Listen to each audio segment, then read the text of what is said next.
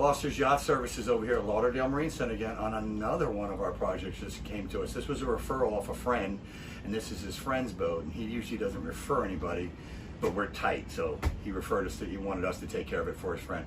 So Mark, tell us what happened here, why the boat's here in the first place. Okay, well, what happened here is when it was being transported from Illinois, apparently, you know, they take all of this stuff off. Arch, top, everything off, and they take the steering wheel off, anything that's a high point for a bridge.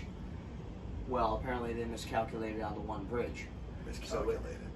So they ripped off the whole top area here of the helm console, and now we're going to have to redo everything. All the instrumentation is all destroyed, broken, and some of the electrical wiring down there has been disconnected, but other than that, everything seems to be moving along. So do these things usually happen a lot, or just like once in a while when they miscalculate? I've dealt with it before. It seems like there's always some form of a damage when boats are being transported. Yeah. It's just hard to judge. Usually I have a pace car in the front that measures the bridges, and apparently this is not what happened here on this particular case. And in here, what it looks like is when they were going under the bridge, the windscreen was off and the arch was off, and they miscalculated by a little bit, and it just crunched the top there of this helm right in front of the steering wheel.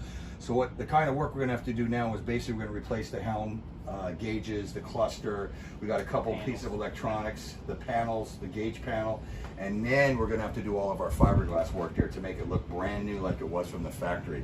You can see it's pretty well ripped up and torn up.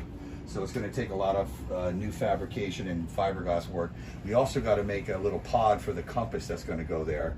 And then we're going to have to do all the body work, spray the gel coat, wet sand and polish it and make it match, and then put the gauge panel back and make it look like that this never happened before. And we'll make it look better than new, and then our customer can go and use his boat and feel comfortable. When this work happens, what you also want to do is you want to test the wiring and the electrical to make sure that when this happened, it didn't yank the wires and rip them apart, or some of them broke or got spliced, leaving raw metal open in the wires. So you want to do a lot of checks, which we've already done. Everything seems to be working. We're just going to replace everything that needs to be done here with the gauges, the panel, the fiberglass work, and it looks like one piece of electronics there. But another one of our jobs that are coming to us to get redone and modified as well. So Dennis Foster and Mark Coranto signing out, guys.